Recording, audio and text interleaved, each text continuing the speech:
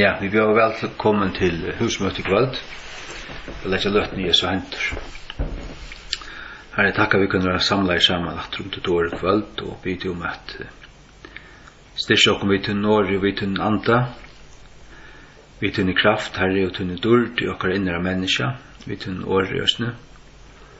Takk for det lyfte, herre, du gavst Matteus 18:20 at her som 2 eller 3 savner sammen til navnet. Her du ut av mittu. Takk at du tråkene særlig en hatt til å samles som til herre. 2 eller 3 eller 2 eller 3 eller hva det så du ut av mittu og akkurat mittu. Takk at du her vi uten å holde andre kveld og vidt om at styrke okken I trunne, styrke okken I aliten og trunne av te. Hva det holde hva det holde kviler av. Hvordan jeg vet det just øynefri for atler, og det kan ikke legges nekka træt, eller tekkes nekka fra, og det ikke som kan gjøre til ikke ta verket vi gjørst, og det vi bjør okken av nøye, og vi skulle bare tekka vid til vi trygg. Og her takk at du kallet okken, takk at du utvalgt okken, og frelst okken, og givet okken tennast og uten rydtje, at vi skulle fære bedre avvøkst, og at okkar avvøkster skal være vi. Byter man siknes av stunden, og sikna kvant han som ganske lustar, og salva vi kommande vi tunne høyla av olje, og tar øyre, og tar hjärsta, at de må høyra og skilja, og takka vi det som to lærer okkon, vi tunne året, og Jesu navn. Amen. Ja, og sista møte tåsa vi om imis ting om frelsena. Hugsa jeg at halda afram I tog. Jeg skriva 20 ting nyer, det kom lukka som begynte å komme til, men da jeg vakna I morgon, så skundte jeg meg opp at skriva sin til nyer. For jeg lukka lesa til jeg gjøk noen breise punktene nummer 8. Jesus valde okkon. Aren veralden byrjai. Han valde okkon. Nummer 2.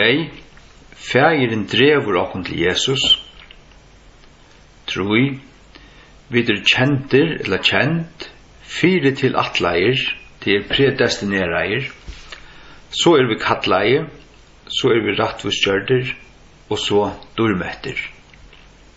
Dordargjørder. 4. Gledebåskapen har trutja parstar. Jesu deie, gjerran og opprøsjen. 5. Vi høyra, så tryggva vi, og så jotta vi til frelso. Høyra gledebåskapen, tryggva honom og jotta Jesus til frelso. Ta vi vera frelso, vera vi innsikla vi har I andan. Og nummer 6.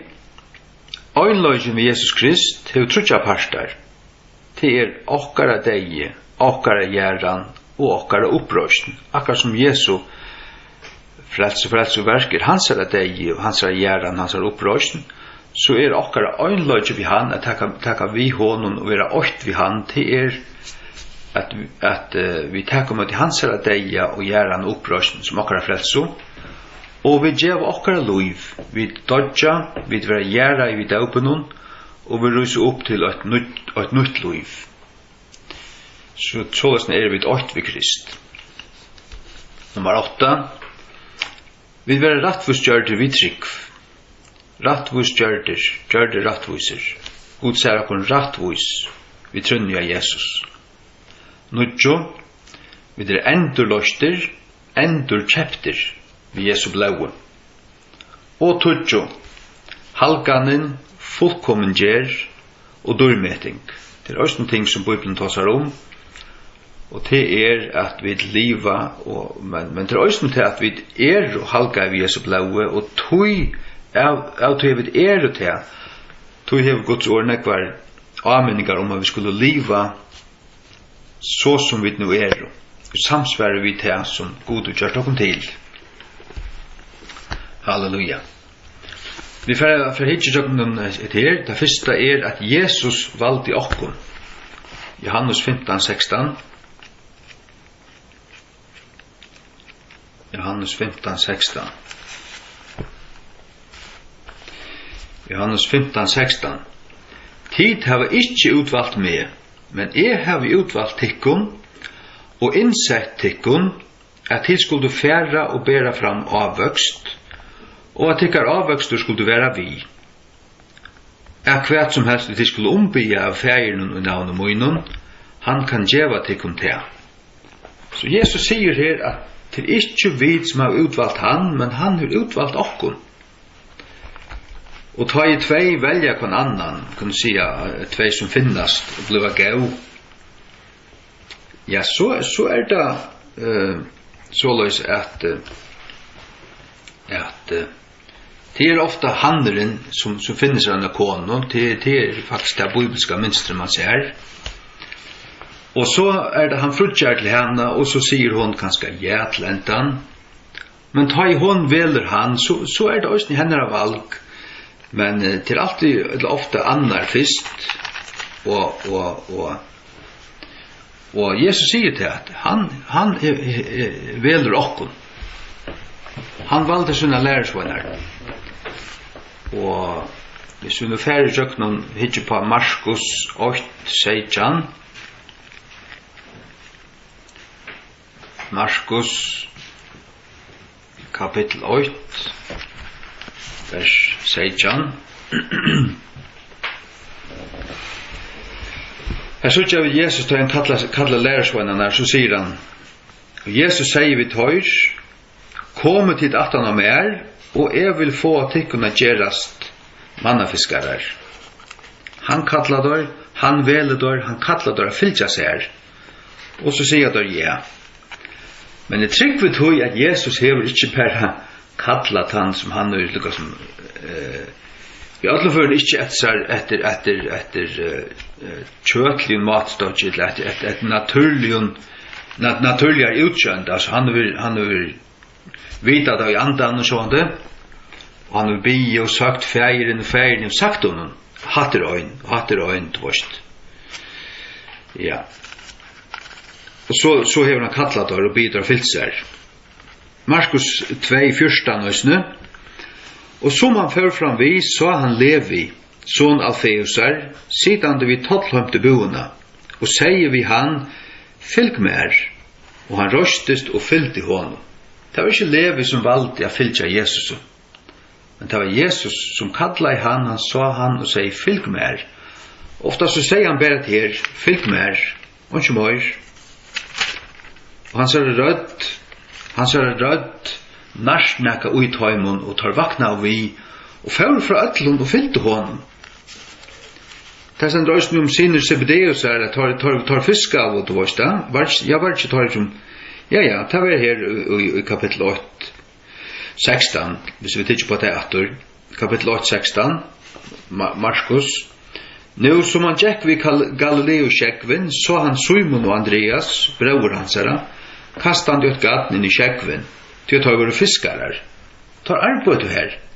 Jesus sier vi tar kommet til at han har mer, og jeg vil få at det kunne gjørast mannafiskarer. Og bøyna veien ivergauder gattene, og fylte honom.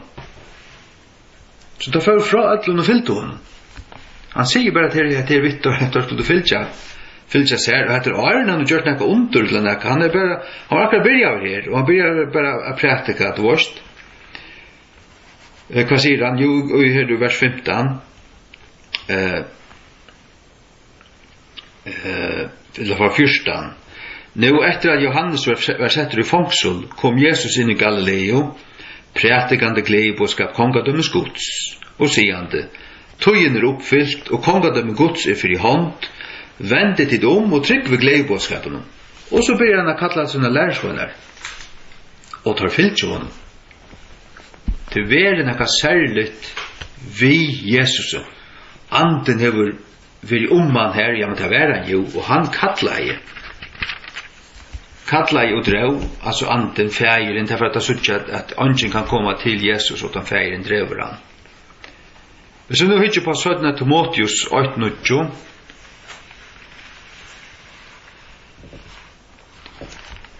Timotheus 8:9.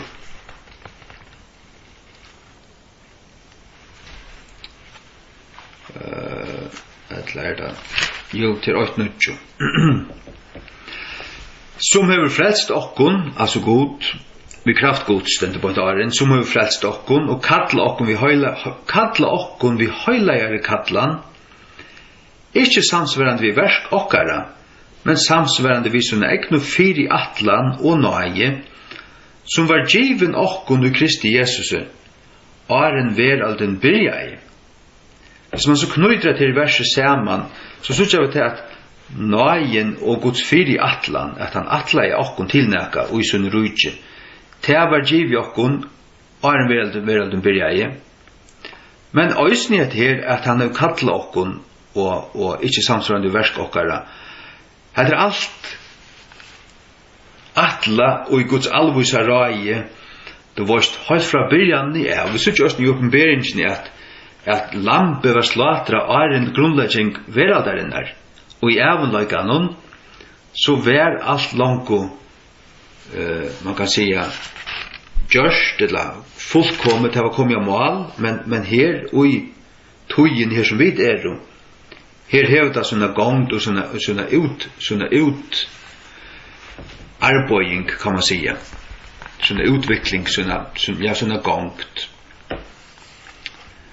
Vi valgte Jesus til at han hei langt valgt okkon. Altså han sier her i Johannes 15:16 at hit har ikke utvalgt meg, men jeg har utvalgt ikkon. Men så det her at her vi predestinasjon og alt her er god og i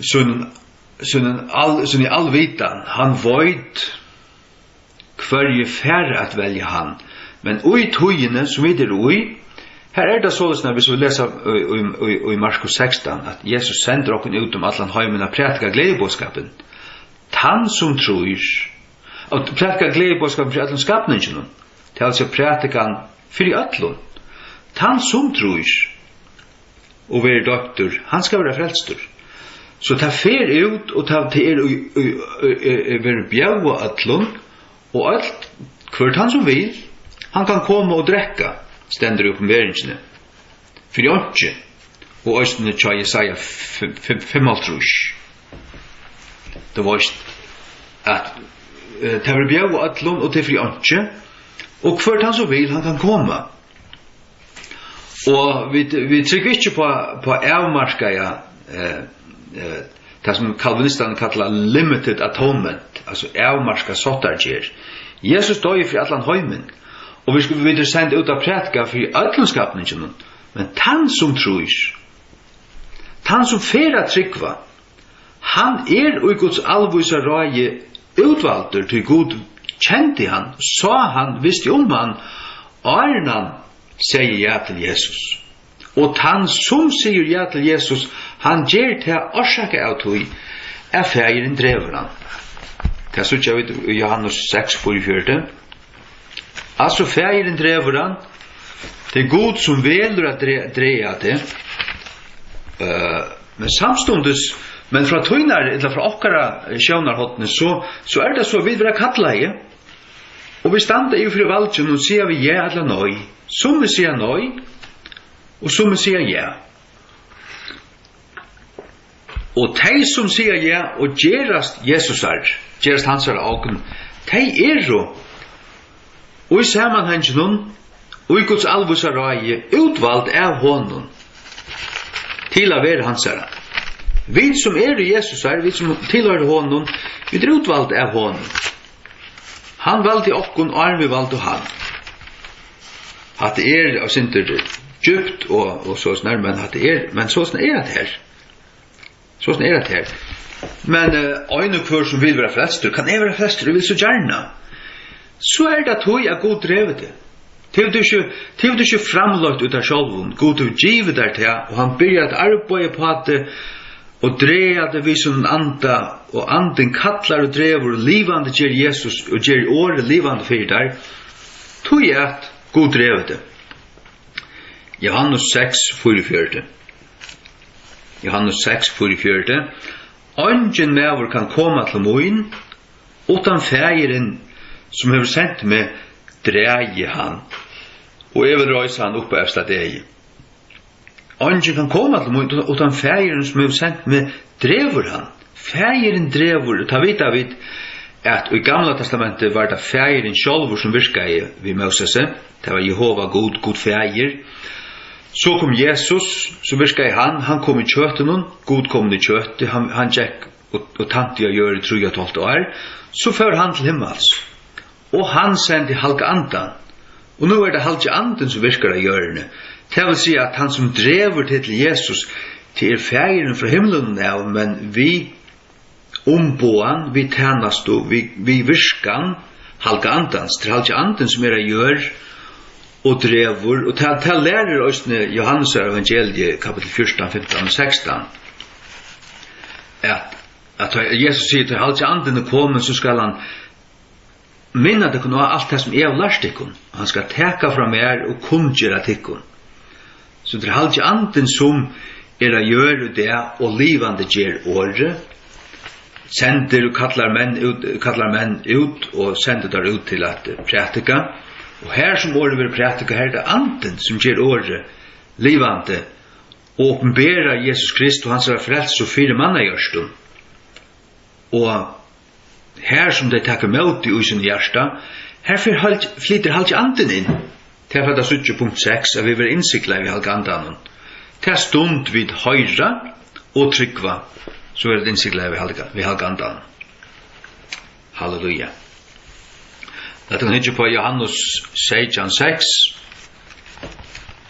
Vi vil teka at her lærerne i Guds ord vi, men så som der standa skriva i Guds ord, vi vil ikke manipulera eller lærder av vil ikke, altså jeg vil ikke være lærder utlukkande av øyne mann så snær, men av mannen i Jesus Kristi og hans herre år. Ja. Og det som Guds år lærer, det vil jeg tekka vi, just som det stender skriva, og ikke lægge træt, og ikke tekka fra, og så er. Johannes 16.6. Jeg har givet til kjenner tutt navn, et tøy mannen som du gavst meg ut ur heimenon, tøyner tar vevro, og tu gavst mer tøyr, og tar av varvått tutt år. Færen 80, alt færen øyre, alt, han er han som skapar alt, sjående østene vi Jesus, men så sender han Jesus inn i heimen, godkommende kjøttet, soneren, god soner kjemur, og tar som færen 8, han øyre alt, han vil give sine noen avvisar. Det er det som han sier her. Jeg har givet til kjenner tutt år, at ta mannen som tog gavst mer. Færen gav Jesus i avvisar. Ta i Jesus Jack her ved Galileo kjekkven, så sa han sinner seg på det og sær, og han sier vittar, fylgje mer, og tar fylgte honom. Så møtte han Matteus, Tattlara, Levi, og han sier fylg mer, og han røstes til fylgte honom. Peter, og Andreas, og Ærer, alle tar 12, han kallar det, og tar fylgte honom. Færen har givet honom, tar. Så det er godt å vite. Tøy at God oppi avløygan, han ser endan fra byrjan, han utanfyr tøyina, han i avløygan, han kjenner endan fra byrjan. Han veit hverje tøyda i stand på valg, sia ja til Jesus, og hverje hera sitt hjärsta og vreka han. Men valg er tøyt. Vil du være frelstur, og God kallar det, og du sier ja, så kanst du være frelstur. Ja. Det er tøyt vel, men God veit kvært to først å velja. Det er sånn at det egentlig hanger sammen. Men de som sier ja, de kjente God fram undan, og sa de, og de var langt å skrive i Lusens bok, og alt det her. Ja. Ikke? Eller var ikke hvordan det er vi tog det må tidje på en ærefyr. Jeg kjør det sikkert her om akkurat nevn Strandelusens bok og æren, eller at jeg vil skrive i. Men hikk, vi færre vågjere til punkt. Ja. Nei, jeg tar også mye les her punkt 2. Fägeren han kallar vi halka andan lagt att kan lycka hitcha på Hebreerbrev 3:15. Hebreerbrev 3:15. Men det har sagt och det till vilja höra rödd hansara ta her I inte görstutyckara som I tyrringene. Alltså men det har sagt och det till han säger och det du varst du tar rödd hansara. Men varför rödd det att höra? Det fäger som kallar men för rödd talar. Det till halt anten. Tal sig att det god som kallar men han rödden du hörer till den stilla blöja rödden som Elia och ni hört i hedlen. Han rödden rödd heilags anda. Du vill det tro att det här att det god fäger som kallar men han rödden vid höra till hon alltså och jag kan innara och jag kan hjärta och kan också tala till några sinne men till hela anden. Så att och i det om du vill höra rödd hansara ta skulle inte höra akkurat hjärsta. Att han rödde mitt höra till rödd halkandans. Vi får vara till punkt 3.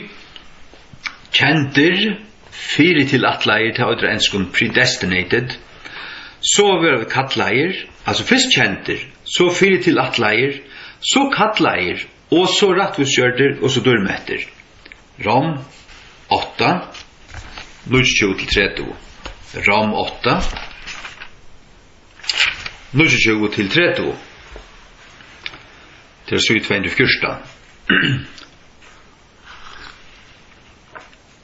Tui at kvarjar han fyrirfram kjente, for whom he foreknew til framan undan, fra åren ut hujene, kjente, han kjente til åren, tu kvarjar, til seg torsum, tu at kvarjar han fyrirfram kjente, tar fyre til atlei han òsni av vera sammyndajar til mynd sonarsunds. At han måtte være en fyrstefødde mittlum engar brøvur. Herumframt, kvarjar han fyre til atlei, tar kallei han òsni. Han kallei tar som han fyre til atlei. Og han fyre til atlei tar som han kjente til, altså han kjente til Arne var fødder. Han sa det vid øren. Han visste om det. Og han fyrer til atlei til tilnæka. Til som vi tidlig møtte Jesus. Ja, så sier en annen, ja, men hvor han ikke kallet meg? Ja, så min spørning til tøyen, hvor legger du han ikke igjen? Du visste du vilt være frelstor, og hvis du til hjertet råpar, jeg vil være frelstor, så kanst du. Og så vil jeg si, ja, men kom til Jesus. Hva bor du vi? Hva du utsett inntil nå?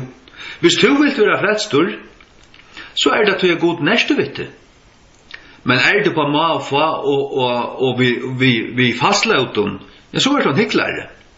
Så vil jeg si, Jeffs du vi være en hyklare, bak du knø, be Jesus frelsade, og han vil gjøre det. Ta du så kommet i rom, fra deg til lus, så du ein av tøymon, som god kattlei, og som han kjente, som han fyre til atla, og som han òsne vil rattusgjere og halka og alt det der og durmeta. Vers 38. Herumframt, kvarjar han fyre til atlei, fyre til temmer seg framanundan, at til atla, til framanundan atla til okkurst. Predestinated, det vil si at temmer seg åren, PRE messer åren, destiny til et endamal, predestinate, fyre til atlei, at det et ord som gjørst bare til at lysa fullstendig hva det at predestinera. Kvarjar han fyre til atlei, tar kattlei han òsne, og kvarjar han kattlei, tar rattforstgjørt han òsne. Men hvordan vil vi rattforstgjørt? Vi trygg. Så han kallar vi kvarjon, vi gledebåskapen. Han kallar vi gledebåskapen og andan. Vreka du gledebåskapen og vreka du årim Golgata, så kommer du aldri ned i rom. Så vil du alltid deir. Du være livande gjør det til årim Golgata, og trorst at Jesus døy for tunna sinde personlige, och teker emot i honom som tunne personliga frälsare. Och jottar han som den herra. Ta ver du rättvisgjördur. Ta så blir en tryggvande. Ta ver du rättvisgjördur. Så kvarjar han kallaje, ta rättvisgjörd han ösne. Till han kallar det vid evangelien och han rättvisgjörd tar det tag vid trygg. Och kvarjar han rättvisgjörd tar dörmätt han ösne. Och han dörmättingen, hon börjar långt och här a gör. Så att vi skulle vara brötter och ombrötter och få ett dörrdar likam. Det här var han fotla dörmättingen, dördargeringen kommer vi dörsten säga, glorification. Men han dörmättingen, hon långt och börjar nu. Vet här att god till lätt som halka anta byggva och jakon. Och han god. Alltså en kristen hever god, hever sån god, byggvandi oisär. Det fantastiskt. Och jakon, och jag kan hjärsta, och jag kan lika med bor god. Det fantastiskt. Och det något som Jesus säger och Johannes 16, han säger att dulterna som tukast mer har vi givet tajmun. Dult. Och han dulten haljanten. Ta i Salomon, så nu krönikebok 5, 6 och 6, invoja i templet som han har byggt, ta ständigt till att dult, att skudj, ta sig dultar skudj, ta fyllte templet, så att en tar prästan, tar 120 prästan som står här, det finns inte tant. Det finns inte tant. Tog jag tar bliv och svirra i arvid, det finns inte veri här, för det dulten som är här. Och nu bor god inte i en hus byggt av stöjne, men han byggt sig såna kyrkjo, och han bor i henne. Och här tog han byggt var på utsånno. Och här var östning att 120 sauna i skärman av kvitson, och han flyttade in i så ett likam av köttet. 820 sauna i skärman ta. Och tar komma ut att han var här, och vad satte det ut av götten tider drukner. Tar av se och sen det svirrar ut. Tog att Guds dörr till lust i dem, och Guds dörr till skin i jobbet där äger, alltså är sutt i egen och så att det kan folk om Guds ande bor utom. Och jag känner nek var någon som sutt det samma. Man ser då av människan om Guds ande bor utom. Här är en ljum. Här är ett ljus till den dörren.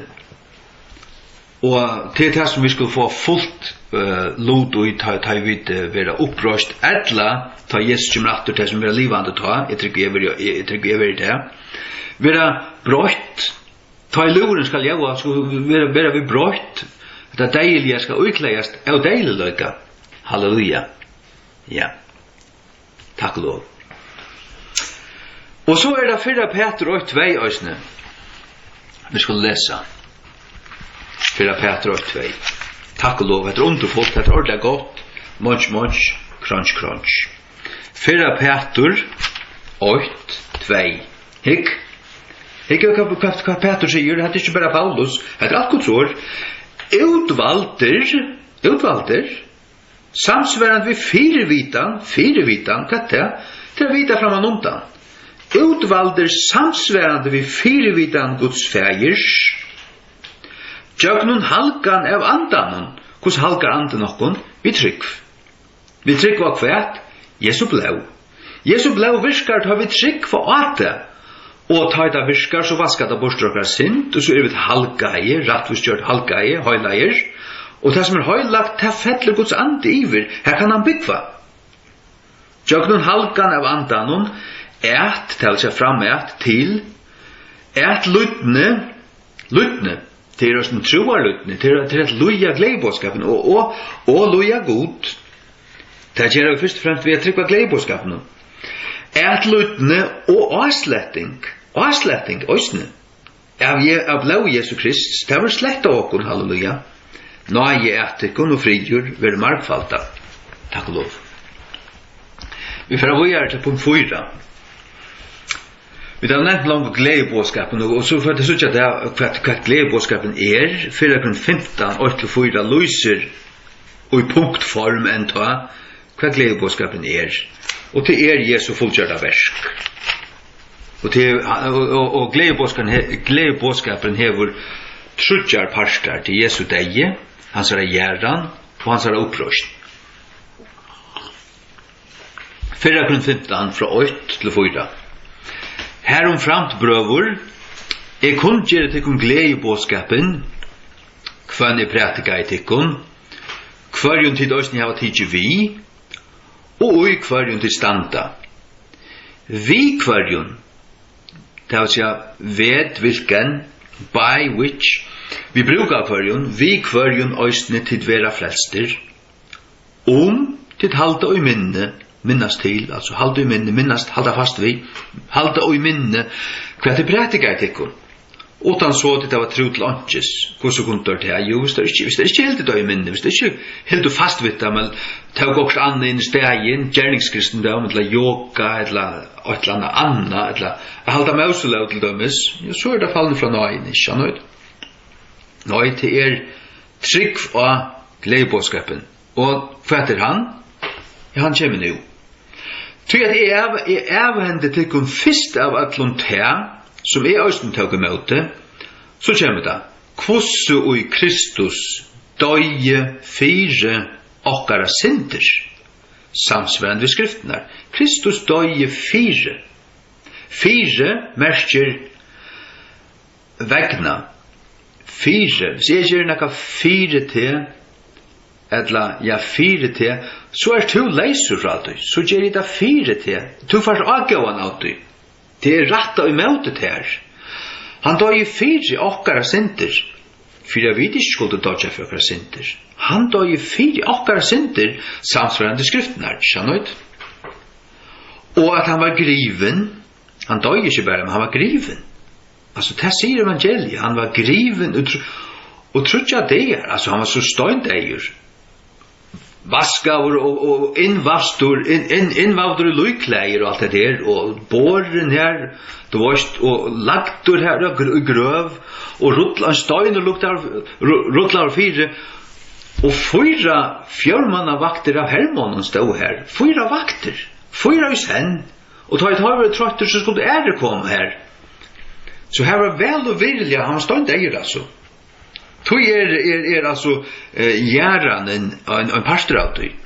Att han var griven, känner att han var griven och att han röjs upp åter 3 dagen samsvarande skriften där. Han sa deje, han sa gärran, han sa upprösten. Till tar trodde pastorn av evangelium som då avgörande. Ja, døye fire synder okkara.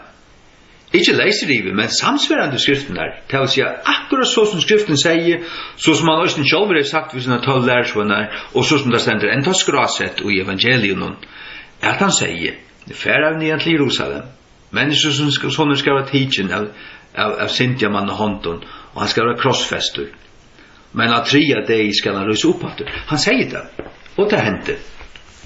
Halleluja. Trutjer komponenter, trutjer parter, deie, gjerran og opprørsen. Ja. Vi får gå til punkt 5. Og i tog at bliva frelstur, så det trutjer parter her. At du trutjer parter, sier du? Deie, opprørsen. Nei, deie, gjerran, opprørsen. Og i tog jeg bliva frelstur det at du høyrer, at du trust, og at du jottar. Rom, tuggjo, nudjo, tuggjo. Til at du skal jotta ut under munne, Herren Jesus, og skal tryggva ut under hjärsta, at God hever røst han fra tommen deg, så skal du være frelstur. Til at vi hjärstan tror med over til ratthuset, og vi munnen være jottan gjørd til frelsu. Vi hjärtan tror med over, men trygg kommer vi til som hårdt verer. Til å lære Romabrevet og i Rom Tutsjo Seijan, vers 16, så kommer vi til å trygg vi høyring, og høyring vi Guds ord, og til Guds ord her ikke bare alt for Guds ord, det evangeliet selv, som vi løser Janne 4:15 og 4. till att Jesus döje för tøynar synder, samsvarande skriften där. Han var gärravur och han rös upp. Du høyrer det, så kommer tryggven ut i ditt hjärsta. Du høyrer, så kommer tryggven, og så tror du i hjärtan. Du av hjärtan tror med til rettvise, og det er den tryggven, hon tror at Jesus døy for tøyna synder, og så hender det ombøyti her, tøyn synd fyrir på Jesus, og hans er rettvise kommer i ved til, til å være rettvis gjørdur. Men det er vi munnen at du måste gjøtta til frelso. Jesus sier i Matteus 20 at han som gjøttar vi med framför munnen, han vil østen gjøtta framför færgemunnen. Og han som skammast vi med for munnen, han vil østen skammast vi for færgemunnen og ankelnansar og alt det. Halleluja. Hikk. Vi får avgjøre til punkt 6. Vi pysser at det velger så rævla lunch, men det er godt, alt det er stivust og jøknun. Jeg måtte jo som takk at her fram, jeg begynte det første her, at det var altså Jesus som valgte til, Arne du valgte han. Det var ikke for gjørst du tog. Jesus valgte, er det så som han ikke velur? Nei, her er det så han sier, færre jo praktiske glede på skam for ætlenskapnusen, jeg har sagt det. Og to velur annakort at takk med det ikke. Valg jeg tøyt, du kanst hvis du vil. Og hvis du vil, så er det til jeg god til å give deg det. At det er sin sned ut av det her, men at det er så. Hikk. Efesus 8:13. Efesus 8:13. Vi innsikla i halk andan. Og kvann til av Krist, til det sørste året som det er vers 12, som først lito av Krist, så som vers 13, og kvann til dørsene lito, det vil si lito av Krist, nær, etter at det har du sannløksåret, så vi har du året, og så får vi det lito av Krist, hver vi er standen til trygg. Og kvann til dørsene lito, og lito til tryggva. Lito av. Etter at det har du sannløksåret, hvert gledebåskap frelsotykkere. Vi har du gledebåskapen. Ta for at det lyder av Krist. Og i hverjen øysene, etter at det tro, du må tryggva først. Men først må du høyre. Og så tar du sier ja, og trus til hjertan, og jatar med munnen og Jesus, herren Jesus, så er det frelstur. Og så vil du innsikla, det er så kjær vi til, etter at det tro, til våre innsigleier vi har en høylige anda av 4:8. The Holy Spirit of Promise, sealed with the Holy Spirit of Promise. Og et innsigle til det som konger brukt, og tar en innsiglisring, og tar skriva av et brev, det var kongelig brev, og så var det så rett voks her på som det stått, og at denne brevet var ruttlet opp, og så kom det konger sitt sigle. Det vil si at brevet skulle ikke åpnast, og brevet det kunne være et brev, det ber av en bådskap og av en myndeløyke, og til det at vi er innsiklet vi har i andan. Han lyftig til at det som vi har i vant. Det vil si at God, vi har givet sånn anda og jokken, han pantor, han innsikle. Ja, pantor, ikke det er ikke på en til. Utan å lese det, så vi leser vers 14. Som pantor, arvsokkara, inntil endurløsningen av kjøpt og åknene, dårlig hans til prøys.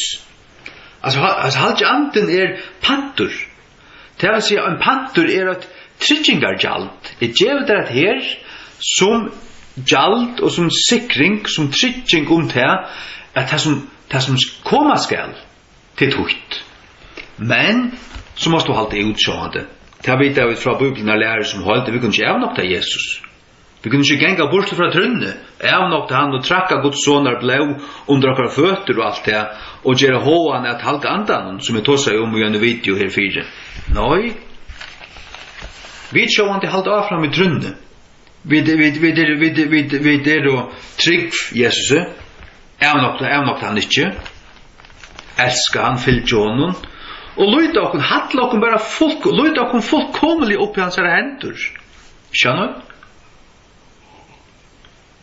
självande ja låt oss läsa sådana Korint 8:22 ösnen men då måste bäst ha 2 vers till att understryka en kvann sannlöka inte 8 tror jag runt att funnit 2 till kvart punkt som är till kvann nagla som slår fastan här slår 2 härlig slö för att Simon ska stanna fastur och utan hjärta alltså han står inte fastur men för att du ska söka det och skilja det och så där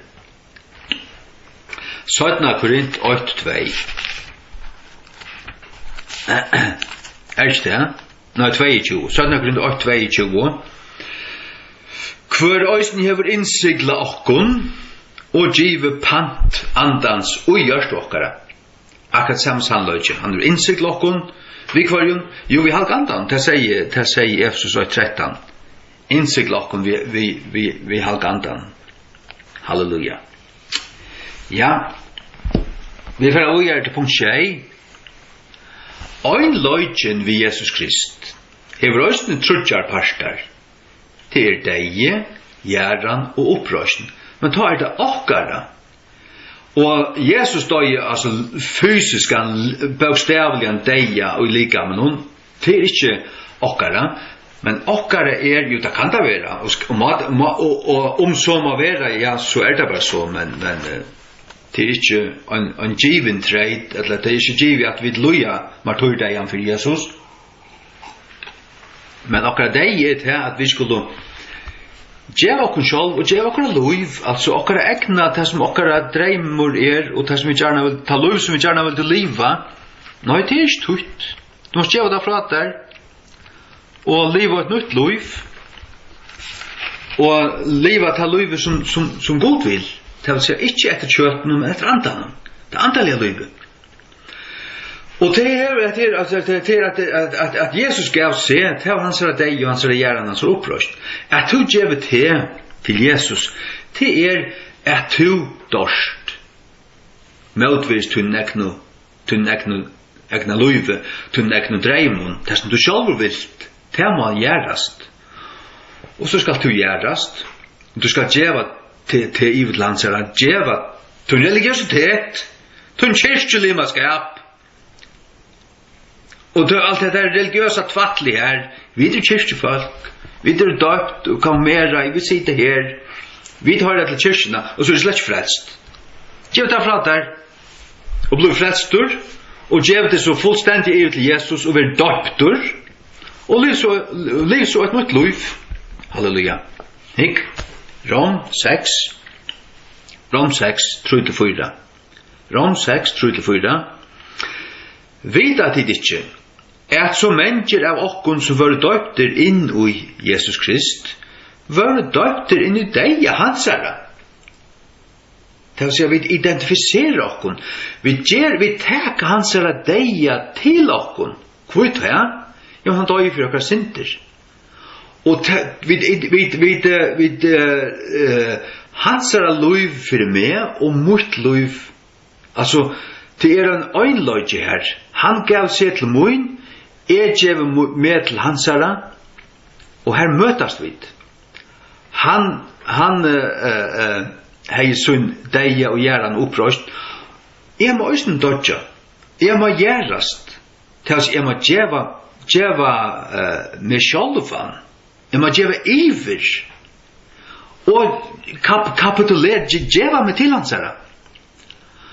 Og djeva ta gamla iver, og dodja møtvis öllmunnen egna, og her skal, og så skal en opprøsning færa fram, her kommer et nytt liv. Det det som vi leser her, nytt laga lus, vers 4, kom, og gjør det.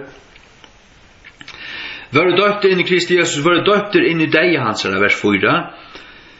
Tog vid grivner, sørst du, deg, hansara, grivner, sørst du, deg, og så gjerran. Tog vid grivner vi honom, vi døpe, inn i deg, hansara, at lika som Kristus var røstur upp fra tom deg vi dult, hva det? Dult til Guds kraft til anden. Vi dult fægersins, enn ta såløys skulle vi òsne genga og i nudsløyga løys. Og til nu, til vi dodja, møtes okkun sjálv, vi djeva okkun iver til Jesus. Det som Jesus vil, det vil jeg vite. Det som han kallar okkun til, det ser vi ja til, og liva fyrir han. Ta vi deg, møtes okkun sjálv, ta bliva vid nudjmennesker. Det gamla gjerra. Altså, en kristen som kjennest attur, fra du som har vært åren, han ikke ombrøyter. Sånn at grunn 5-16 sier til at vi nudjer skapningar. Det gamle færre. Alt vore nytt. Alle gamle loter farne bursdur. Alle loter vore nudjer. Og det så. Det så. Ja. Det så. Heimren ser det åkon. Heimren ser det åkon. Genga og nudjelaka lufs. Til nu, så det skulle vid. Genga. Til nu. Det går så vid vandra. Liva. Vers 8 òsni her. Nu vi vere deir vi Kristi, tryggva vid at vi skulle òsni liva vi honom. Her sier bara møy til evige livet, til vi skulle liva vi honom her som han og en opprørsner lika med. Det kommer vi òsni til. Det for at òsni jeg leser her, halvdig bestemt. Jo.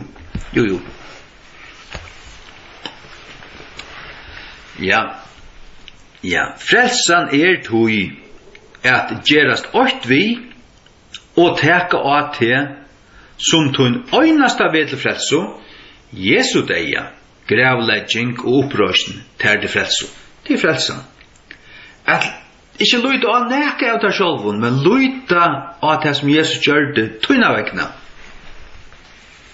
og at djeva til Jesus gav seg fyrir til fyrst. Han gav seg fyrir til fyrst. Han døg jo han til var føtter. Tog kan man også si at han utvalgte til fyrst. Han gav seg fyrst. Vi kunne si at han frutja i fyrst til togin. Etla, kjelta brukar til. Nei, han kallar til fyrst. Han kallar til, han drevde, og så sier til ja. Jesus gav seg fyrir til fyrst.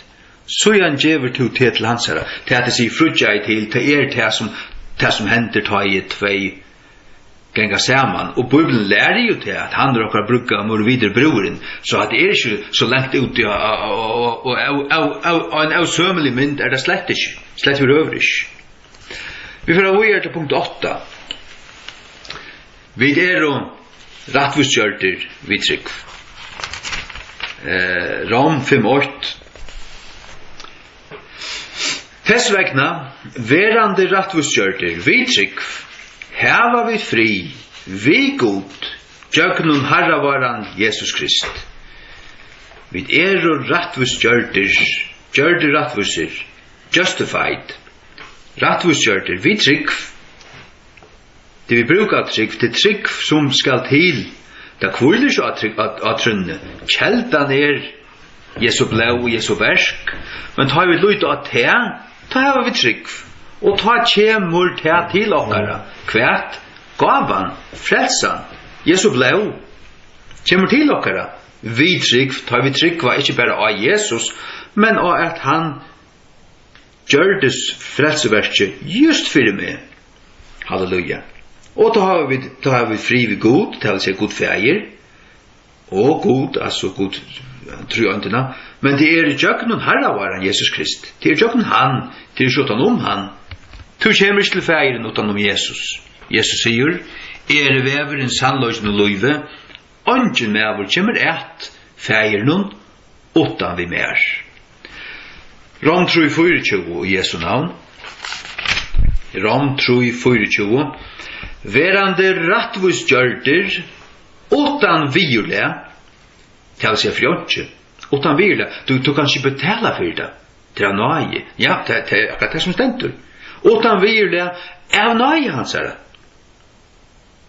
Versligt, jeg sier av nøye, Arne av lista, men bara hugsa det, så det, ja, men det som bor i ner, till nästa tanken. Till nästa tanken i sammanhangen, att det är något i hans här. Jögnon endurlösningarna, som oi Kristi Jesus. Det i honom. Du måste komma till hans här, och komma oi han, oi kläde han. Han din frälsa. Ta det till emot i honom, ta det oi läten han, hans här rättvise, hans här kläger, som ett långa av lise, och släkter vi hans här blå. Bokstavligt, och i andan så Jesu blå släkt av det. Lukas som det gör det i Gamla testamentet, i Exodus, där tog blå i kör, och så tog det uisopp, och så släkte det blå i av falske. Det det som händer i andan i Nya testamentet. I Gamla testamentet var det fysiskt, Nya testamentet det i andan. Vi då avslätt vid Jesu blå. Och Jesus, när God fäger ser Jesu blå, och talar vad Jesus gör det av Golgata för Jakob. Halleluja. Så var det på punkt 9. Endurlöster och endurkäpter. Det egentligen det samma. Att lösa till att lösa ut, och det att lösa ut vid en betalning. Det det närliggande östen jag ser endurkäpter, och till det som bor ut i. Rom 3:24. Det är långt lys i orsaka, jag har skrivit det här, ja. Men 4 Korint 8:30.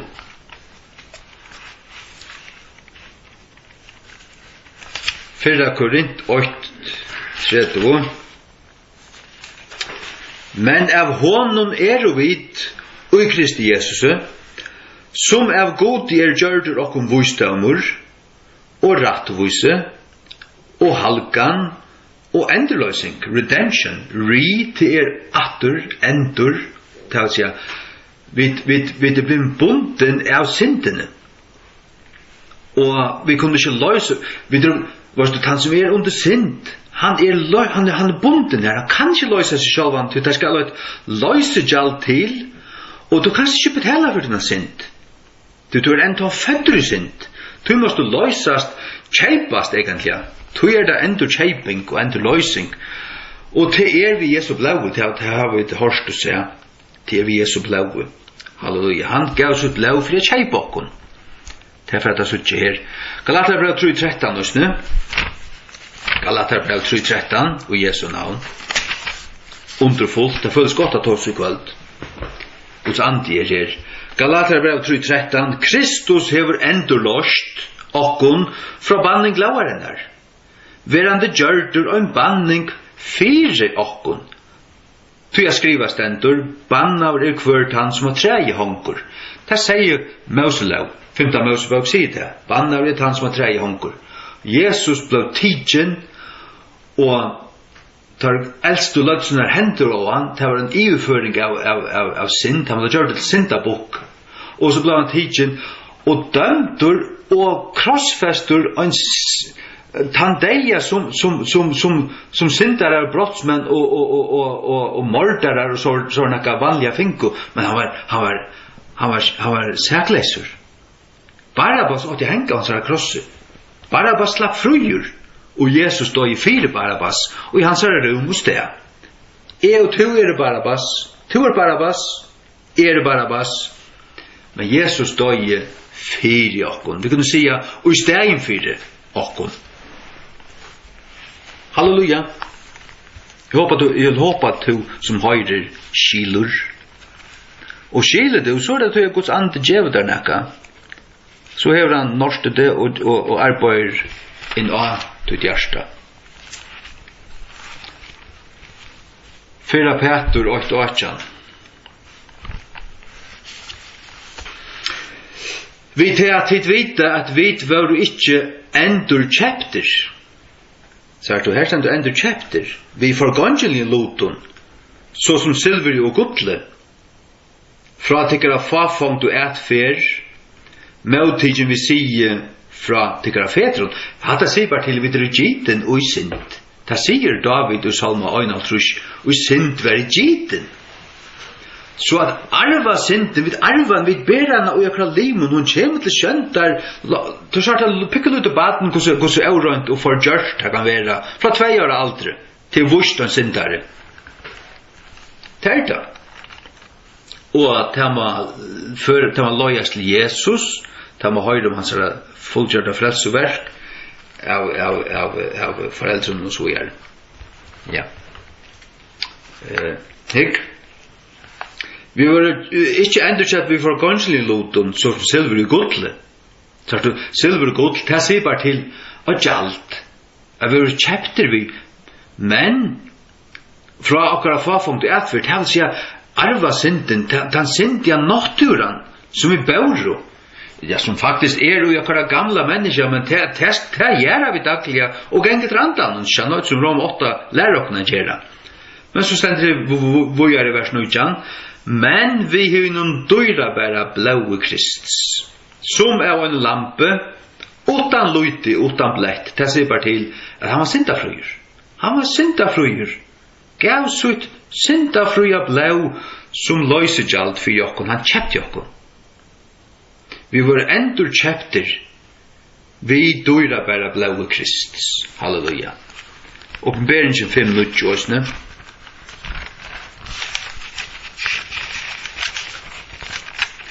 Åpenberingen 5:9.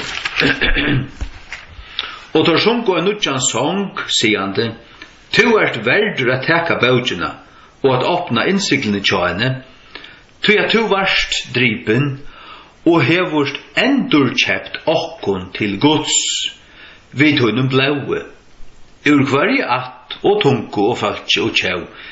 Jesus hever endurkjept okkon til Guds. Han vil kjept okkon, han øyr okkon. Han har kjøpt med, og han hever kjøpt til. Og to en som lustar som ikke hever tidsi vid trinni, og han takk med ut honom, trygg, og gjotta han, bakt under knø, og be han komme i det, og stafesta sina nerver, og stafesta sina frelso, og møtta der. Han vil gjøre det. Hva vil han?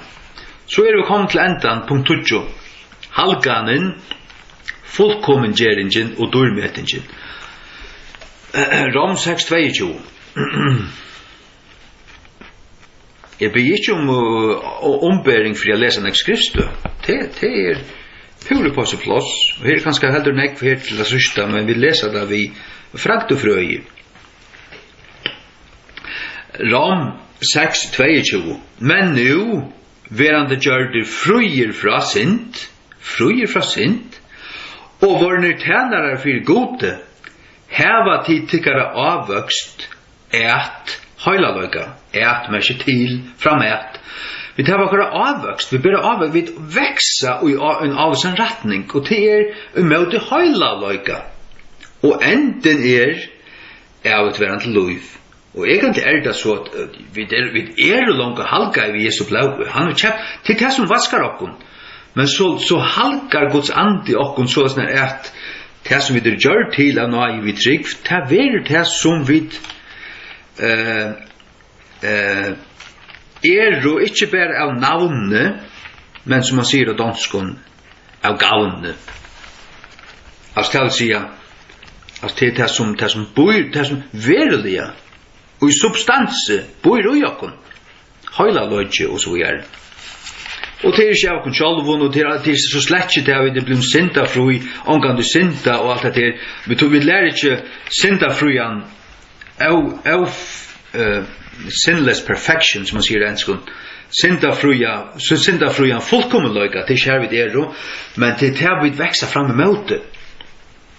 Og det egentlig det som vi det vi det som Jesu frelseverk hever gjørst og giv i okkon, og som bor i okkara anda, okkara hjärsta, okkara innra menneska. Det det evige som god giv i okkon, som innsiklat, som han giv i okkon av nøye, og alt han tog vid Jesu Kristus, og hattla okkon at honom, og jotta han, og fylltja honom, så alt det her okkara. Hebreerbrevet 12:12. Hebreerbrevet 12:12. Vi kvarjun vilja tid halgair, Jöknun offringina er lika med Jesu Krist, øyna for allar. Hatt det som gjørst. Hatt det som vi halgair. I halgaur. Kusse? Er vi strust fyrir tøy? Nei, det hendte for 2000 år siden. Jöknun offringina er lika med Jesu Krist. Tøy at han betalte. Og så kjøpte han det. Halleluja. Og jeg fikk lot ut tøy, ta i kom til hans herre. Ta han kattlet meg, og jeg kom til hans herre. Vers 1. Tøy at vi øynen offri hever han, fullkommen gjørst, hath he perfected, fullkommen gjørst, over, tøyr som halgair. Vi halgair, og vi øyne fullkommen gjørder, made perfect, perfected. Så vi fullkommen. Og det det som Jesus lærer her i fjallaprætken i Matteus 6 og 6 her alloi, vere tid tog fullkomner, enn ta en så fægir tikkara som i himne fullkommen. Og her det var gjerrinara, men til endalige spektren det til som Jesus for å gjøre det som han gjør det av Golgata krossen, at kjeipa seg sitt folk. Og så det til at Gud har skapt okkur i Kristi Jesus til gavverk som han framman undan, vi tog som predestinasjon og alt det, han framman undan har lagt til rattes. Han har langt lagt til rattes. Ta du kommer til Jesus her, og du blir frelst, du får Guds anda, så sørst du knapt den point vid dina føtter, fullt av ting som Gud kallar det til å gjøre, og du omgang sett det fyrr. Og Gud kallar det, fer du gjør hatta, vil gå over i handan, by for i hæsson, gjev til hatta, fer opp i hatta arbeid her, fer og vil gå over vinn i handan her, han har bruk for der, og så videre. Det gjerningar som Gud vil framman undan lagt til rette seg at du skulle gjøre det. Gjerdor. Signa nøyde. Filippebrev 2:12. Hva signa nøyde? Filippebrev 2:12. Halleluja. Hikk. Filippebrev 2:12 lærer en dyrabæren sannløyga til vi skulle arbeide ut det som Gud har lagt ui okkur. Det er ikke annet enn til at liva det ut i livet som vi så. Og i trunne. Vi høyla av i trunne. Så vi vet okkur høyla av orsaka av Jesu fullkomna frelseverskje. Orsaka hans av blaue. Det er ikke annet til. Hvers vegna munner hottalskavo, anså tid heva alt og lutt. Ikke som i munner tjaveru øynans, men nu mykje meira i munner fraveru. Arbeid ut til karekno frelso, vi øtta og bivan. Work out. Det er alle viktig å si arbeid på til karekno frelso. Man kan ikke arbeid på sånne frelso. Det blir til. Work out, det vil si arbeid han ut, det vil si leta fløa fram, det vil si det er ikke annet til enn å bare avvøkst som samsværer vi omvendningene. Det er det samme som det. Det er å livet ta ut som tut innere mennesker det at du gonger etter andan og så gjør du tar gjerningene som anden kallar det til, så arbeid du ta ut til at kommer fram, til at fløye fram, som bor ut der. Det er det som det er. Så stender pointet nå at det er god som virkar ut ikon. Det er god som virkar ut ikon. Begge at vilja og at gjera er som gåa tokka. Det er geng etter andan, til å lusta. Begge og lusta, så spyrst du heile andan hva han vil, så skal han nok, og på en eller annan vis syna til hva han vil. Og så det opp til tøyn. Vel så at gjøre det som man vil. Rom 8:30.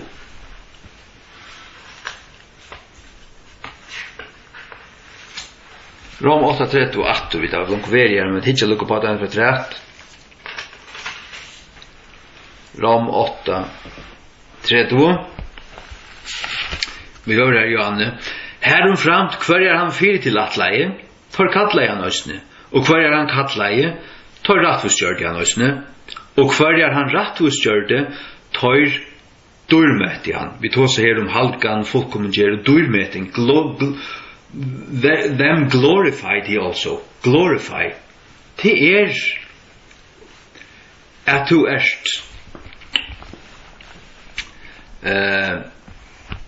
vad ska man säga, du har inte halkanar vägen och Guds liv rykt ut här, vi kan se att vi kan orda det på tamatan.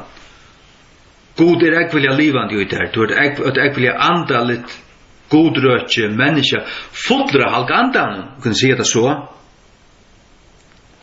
Så Guds dörd ut här.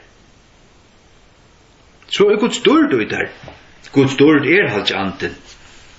Det kanske vi kunde ta som bara om en lärfyr, men det han. Så vi kommer till 4:15. Och det om att såa köttet, såa till självan, såa och så hästa och dörd. Och det stjärna ber av från dörd och ditten datten. Det det upprörsna ligga om du fast. Det du mun till hur snägt du såa, hur snägt du offra och så hästa du tar i upprörsna när morgon kommer. 4:15. 4. Til òsne likam himmelsli og likam jæresli.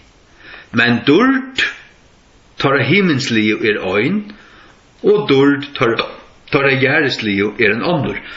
Du varst allt Guds skaparverk en av oss dörd en sommardag, alltså det är en flere av Guds lufsanda i öden livande en hunde.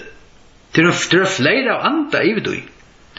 Men av endurfötter och filter av halka andan till större dörd och det här kan du börja ta som dörrmätning. Så att du dörd bor i dörrmätning och det är glory bor också i glorification. Them glorified he also. Glory Tu må edde være i dörd. Du sagt at det skriver dörrmätning vi det oi edmeting. Ikke bare det sånn oi Så så det bara til at hette vil mett durst. Vi mette hette durst. Nei, du måste ha durten en uita for at det skal være godligt og for at Guds ande skal begå ut i. Tror jeg vi bare smekket et ui her og spyr ikke nekran etter. God du lagt mitt lat her. Halleluja. Vers 1, 15, vers kapitel 15, 1. Så jeg kunne gjøre til kunne løgndar dem. Vi skulle ikke atler sova, men vi skulle atler være kvært ombrøyter, vers 2. Og gjennom vi bragte, og gjennom egna blunche, vi hitt sørsta lursljau, til at luren skal ljaua, og inni deg skulle være røster av forgangelier, og vi skulle være ombrøyter. Til at dette forgangelige må letast ui av forgangelig løyka, og dette deilige må letast ui av deilig løyka. Da skulle vi få at lika som Jesus altså i samme klassa, sjåvand vi ikke goddommelig på nekra måte, men i samme klassa, du vet, han gjørdes mever, han gjørdes mever. Han gikk her, og han var lykka som vit. Fullt ut mever, fullt ut god kom i kjøttet. Han identifiserer seg vi okkom vi at må eta, sova, og så han østenferna ves, og alt dette forskjellige, tar han vær mever. Og så offrer han sitt lika. Og til dette her, at nu vi identifiserar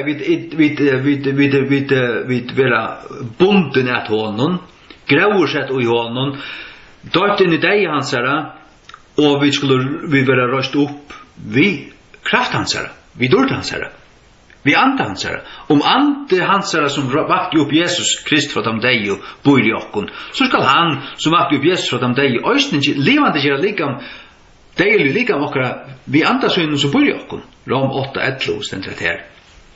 Halleluja. Vers 8 her. 4:15-8. Tess vegna munir hatt elskav brøvur, vere tid støvfastir. Av vigilir, alt tui ruigilir ui Herrans verske, vite at det vita at tikkara arbeid ikkje til åndsjes ui Herranon. Halleluja. Att bära frukt till att låta det komma ut som God har lagt ner ut till vi halk andan. Till livet ta ut som bor ut där. Till halkanen. Vi trunni av Jesus erst till långt halkaver. Det sa vi i Hebreerbrevet 12:12. Tog jag till vi offriansara, öjna för allar. Så att, men i mån till lön, i mån till dörd, i mån till äviga dörd i himlen, i mån till att skynda, så det så att det verður Lukas som stjärna ber av från stjärna i dörd, så snart kommer vi att ber av från kvarnören och lutsintur i dörd i himlen, men han som kommer att skynda bjärstar igen öll, det blir Jesus Kristus. Halleluja. Nu, god vänaren är fylle tyckon, vi allar glädje och frie och jag tryggva, ätit med att vara rujtjelir i vän, tjöknum kraft halka antans. Rom 15:13. Halleluja. Tack Herre för dessa stund. Tack för det år vi var dalt och hörst och se ut i norre. Hvordan du långt och valde okkon, du såst okkon, kjente okkon, visste fra avløkans perspektiv i av hverje her i togene til at okkara tog her til i jar det og i morgen til framme til en retninger hver her i togene i tojarlinjene for å velge til men til altså øyne hver som høyre øyne hver som vil kan komme men takk at du drever, takk at du kattlar, takk at ender nøy i togen enn kunne vi kunngjøre og pratika gledebåskapen til frelse for kvantan som tror. Jeg beder om at du vi tunn andan måst senda kraftiga vekking i dette land okkara herre, og at det må være en mektig vekking av du kommer. Vi tykker at vi sutja tujartekten i at han der var narskast og først å komme. Jeg ber om en mektig vekking mittel det unge og mittel mye aldrande tvørstutjøkken, alle stedene. At det må komme en mektig vekking her i fyrjen, Herre, vi til Norge, til Anta. Vi er også om vekking i Israel, mellom jødaner, at de må begynne suttja til, og at skølene må falle av tørre egen, de må suttja til at to tørre Messias, som de har boi etter. Det skulle ikke løyde et noen øren, men to verre kommer jødaner at takke mot Antikristi og være tølter av honom først, og andre kommer suttja til at han ikke han tar løyt etter og tar skuldar ferdig at de større trångt og så at han til at han kommer til og tar skuldar suttja at det til Herre, du skal genge inn i halvdømmen her og tar skuldar suttja til den svare til den hånden og spyrja hva det er for svar du hever til den hånden og du skal si at hei som var sart vi i hus i Ostvina vøyna. Halleluja. Takk for seg stund Herre og byr bare om til en ryk og sikning over kvantan som hever lusta og takk for tøtt år og varva dokkon, styrk okkon, og gjev okkon olje og lampene, Herre, og gjev okkon olje og i kannene, at taida for å dreie ut av vider og mitteltar viso, som kunne få det brenna, så vidt være brennande til stund du kommer og ikke være lukka i ute fra tunne rydje.